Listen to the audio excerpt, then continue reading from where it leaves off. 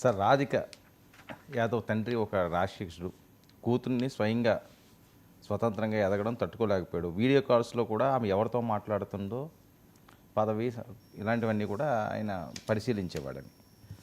So ఇది చెప్తున్నది ఆమె స్నేహితురాలు. చాలా కీలకమైన అంశం, దేశవ్యాప్తంగా కూడా వైరల్ అవుతున్న అంశం. బయట ఒకసారి విందాం సార్. హిమాంషిక రాజ్పుత్ భావోద్వేగం బయట ప్లే చేయండి. मीडिया में बहुत बातें सुनी होंगी, बट मैं बताती हूँ राधिका यादव की सच्चाई। मेरा नाम हिमांशिका सिंह है।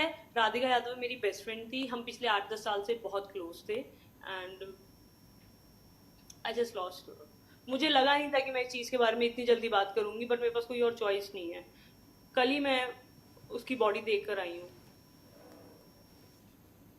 इस वीडियो का सोल पर्पस यही है कि तुम सब जान पाओ कि राधिका कौन थी। राधिका यादव एक इंटरनेशनल लेवल टेनिस प्लेयर थी। वो मेरी बहुत अच्छी दोस्त थी। वो बहुत ज़्यादा काइंड सोल थी। वो बहुत स्वीट थी, बहुत ज़्यादा इनोसेंट थी एंड वो पिछले 18 साल से टेनिस परस्यू कर रही थी। उसको फोटोज क्लिक करवाना और वीडियोस वगैरह बनाना बहुत ज़्यादा पसंद था। वो जो एक कमर्शियल वीडियो उसकी चल रही है, वो एक बस नॉर्मल म्यूजिक वीडियो थी जो उसने आई गेस 1-1.5 साल पहले शूट करी थी एंड उसके खुद के फादर ने उसे ड्रॉप करा था। उसके अलावा भी उसके काफ़ी ज़्यादा शूट्स थे एंड फिर धीरे धीरे करके वो सब चीज़ें बंद हो गई बिकॉज उसके पेरेंट्स बहुत ज़्यादा बहुत ज़्यादा ऐसे थे कि लोग क्या कहेंगे। उनके पास हमेशा से ही सोसाइटल प्रेशर बहुत ज़्यादा था और वो हमेशा से ही ऑर्थोडॉक्स थे। मतलब वो रोका टोकी हर चीज़ में रहती थी। मतलब मैं और राधिका हमने I think we started playing in back 2012 या 13 में। हम साथ में ट्रैवल भी करते थे। हमने आपस में भी बहुत सारे मैचेस खेले हैं। तो मतलब मैंने उसे देखा नहीं है कि किसी से ज़्यादा बात करते हुए। हमेशा देखा है कि वो अपने पेरेंट्स के साथ ही रहती है एंड लव जिहाद के बारे में बात हो रही है। आपके पास किसी के पास कोई प्रूफ क्यों नहीं है?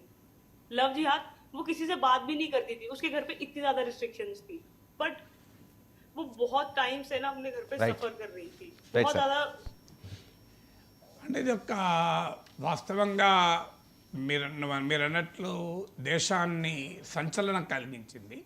మన తెలుగు మీడియాలో ఆ స్థాయిలో చర్చ జరగలేదు. జాతీయ మీడియాలో పెద్ద చర్చ.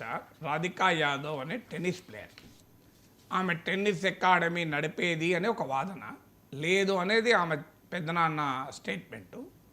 సో బట్ ఏదైనా ఆమె ఒక టెన్నిస్ ప్లేయర్. ఆమెను తండ్రి ఇంట్లోనే తన లైసెన్స్ రైఫల్తో 5-6 సార్లు కాల్చాడు.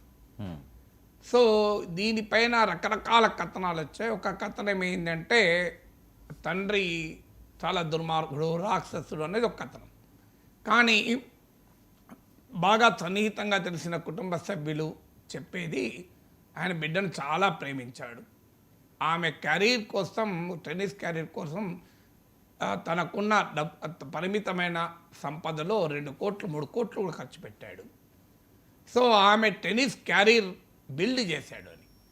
అయినా సమాజం ఏంటంటే ఆమె ఒక టెన్నిస్ అకాడమీ నడుపుతుంటే కూతురు సంపాదన మీద బతుకుతున్నాడు అని అనేదాన్ని ఆయన భరించలేకపోయాడు అని. కానీ కూతురు సంపాదన మీద బతుకుతున్నాడని భరించలేకపోతే కూతురుని ఎందుకు చెప్తాడు? సో కానీ అది కాస్త కొంతమంది కుటుంబ సన్నిహితంగా వాళ్ళు చెప్పేది అసలు ఆయనే ఆమె కెరీర్ పైన కోట్లు ఖర్చు పెట్టినాక కూతురు సంపాదన పైన బతకడం అనే ప్రశ్నే ఉత్పన్నం కాదు కదా అని. ఆయన పెద్దనాన్న అయితే చెప్పింది అసలు టెన్నిస్ అకాడమీ నడుపుతుంది రాధిక అనే నిజం కాదు. రాధిక ప్రొఫెషనల్ కెరీర్ పైన తండ్రే దీపక్ యాదవే ఖర్చు పెట్టాడని. సో అదొక కాంట్రవర్సీ ఉంది ఇందులో. ఇప్పుడు ఈ ఫ్రెండ్ చెప్పినటువంటి వీడియో ఇతరత్ర కూడా వస్తున్నది ఏంటంటే అది మనకు రిలవెంట్. ఎందుకంటే అందరి ఫ్యామిలీస్లో ఉండే సమస్య ఇది. ఎందుకంటే ఆమెకు రీల్స్ తీయడం ఇష్టము, ఆమె షార్ట్స్లో రీల్స్ తీసేది, అలాగే బాయ్స్తో మాట్లాడేది. ఇది కుటుంబ సభ్యులు భరించలేకపోయారు. అంటే పేరెంట్స్కు ఆమెకు నిరంతరం ఒక ఘర్షణ ఉండేది. ఇది సమాజం ఏమనుకుంటుంది, తెలిసిన వాళ్ళు ఏమనుకుంటారు. ఇప్పుడు ఈ వీడియోలో కూడా చెప్పారు, ఆ కుటుంబం చాలా ఆర్థడాక్స్ కుటుంబం అని. సో ఇప్పుడు ఆర్థడాక్స్ కుటుంబాలు ఎలా ఉంటుంది, అమ్మాయి అంటే చీర కట్టుకొని ఉండాలి, డ్రెస్ వేసుకొని ఉండాలి, మంచి డ్రెస్, షార్ట్స్లో ఉండడం ఇంటికి వచ్చిన వాళ్ళు అంగీకరించారంటే బయటనే షార్ట్లు వేసుకొని రీల్స్ చేస్తే వరకు ఆమెకు ఘర్షణ. అంటే ఈ జనరేషనల్ కాన్ఫ్లిక్ట్ అంటారు. సో ఫ్యాషన్స్ నుంచి మొదలుకొని ఫుడ్ వరకు, ఆస్పిరేషన్స్ నుంచి మొదలుకొని యాటిట్యూడ్స్ వరకు ప్రతి కుటుంబంలోనూ ఈ జనరేషనల్ కాన్ఫ్లిక్ట్ ఉంటూ ఉంటుంది. అది డిఫరెంట్ వేస్లో మేనేజ్ చేసుకోవాల్సి ఉంటుంది. కానీ ఇక్కడ ఏమైందంటే అది చాలా మైక్రో అగ్రెషన్ అంటారు సైకాలజీలో. సో ఆ తండ్రిలో ఆ మైక్రో అగ్రెషన్ అక్యూములేట్ అయింది. సో తండ్రేమో వద్దనడు, బిడ్డేమో ఇనకపోవడము. సో ఆ మైక్రో అగ్రెషన్ కాస్త ఈ స్థాయికి రీచ్ అయింది అనేది ఒక వాదన. సో అంటే ఇవి ఏది ఎంత నిజం పోలీసు విచారణ తెలపాలి. కానీ ఈ ఫినామినా ఆ ఒక్క ఇన్సిడెంట్కి పరిమితం కాదు. ఇప్పుడు మన ఇంట్లో కూడా అమ్మ మంచి కర్రీ చేశానే నీకోసం, బిడ్డ నీకు ఇష్టం అని చెప్పి పలానా టిఫిన్ చేసాం, అంతా రెడీ అయ్యి డైనింగ్ టేబుల్ మీద పెడతాం. స్విగ్గీవాడు బెల్ కొడతాడు, ఏంటి జొమాటోడు బెల్ కొడతాడు, ఏంటి ఆర్డర్ ఇచ్చిన.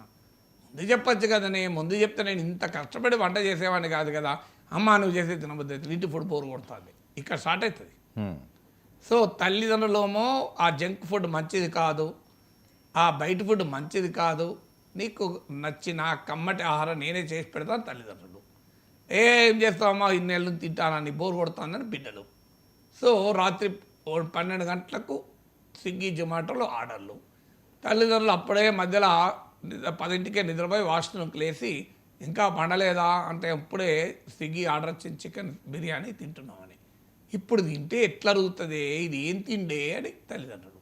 ఇది మనందరి ఇళ్ళల్లో ఉండే వ్యవహారమే కదా. సో ఇది తల్లిదండ్రులు ప్రేమతో డీల్ చేయాలి, లేదా పిల్లలన్నా తల్లిదండ్రుల మాట కొంత వినాలి. ఇద్దరి మధ్య ఏదో ఒకటి తింటే తినే, వారానికి ఒకసారి తిను, రోజు తినకు. సో తింటే తిను, 8 గంటలకు ఆర్డర్ ఇచ్చుకో, పూర్తిగా 1 గంటకు ఆర్డర్ ఇవ్వకు.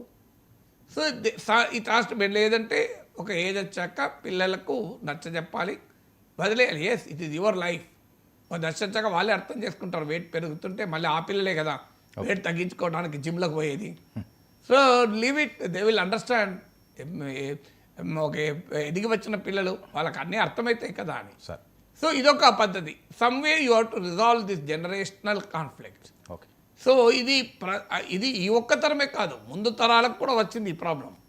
సో మీకు మా అమ్మ నాన్న రిటైర్ అయ్యాక మా ఇంటికి వచ్చిండ్రు, మాతో ఉన్నారు అప్పటి నుంచి.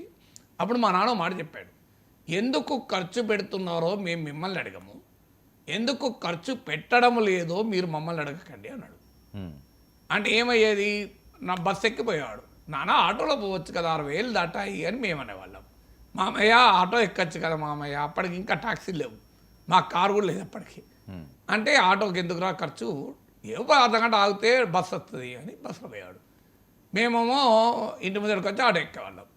ఇది పంచాయతీ. మేము ఎక్కుతలేమా నాన్న మీరు అంటే, మీరు ఎందుకు ఎక్కుతున్నారని మేము అడగంరా, మేము ఎందుకు ఎక్కడం లేదు మీరు అడగకండి, మీకు ఎక్కబోతే ఎక్కండి, మాకు ఎక్కబోతే కాకపోతే ఎక్కం అని మా నాన్న మాకు చెప్పిన సూత్రం అది. సో అందువల్ల ఇలా మనము కొంత యాక్సెప్టబిలిటీ, పర్మిసిబిలిటీ, అకామిడేషన్ అనేది 2 జనరేషన్స్కి ఉండాలి. సో అన్ఫార్చునేట్లీ అది పోతుంది. ఇదొకటి. రెండవది, ఇప్పుడు ఆమె వీడియోలో కూడా ఫ్రెండ్ చెప్పింది, మొదటి నుంచి కూడా ఆమె జీవితం పైన తల్లిదండ్రులు పూర్తి నియంత్రణ పెట్టుకున్నారని.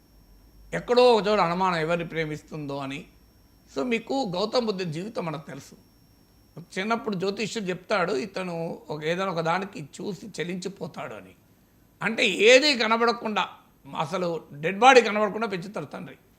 ఆఖరికి ఓసారి చూస్తాడు ఎక్కడో ఇంట్లో లోపలికి వెళ్ళి, ఏమయ్యాడు, ఏంటి జననం మరణం ఇది ఏంటి అని బయటికి వచ్చి ఒక తాత్వికుడవుతాడు, ఒక గొప్ప తత్వవేత్త అవుతాడు.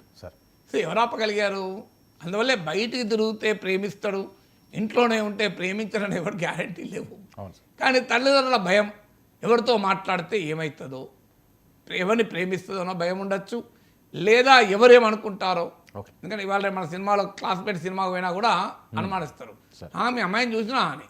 ఈ సొసైటల్ నామ్స్, ప్రెషర్స్ ఇవన్నీ మేనేజ్ చేసుకోకపోతే ఎంత ప్రమాదమో రాధికా యాదవ్ ఆమె తండ్రి స్టోరీ మనకు చెప్తోంది.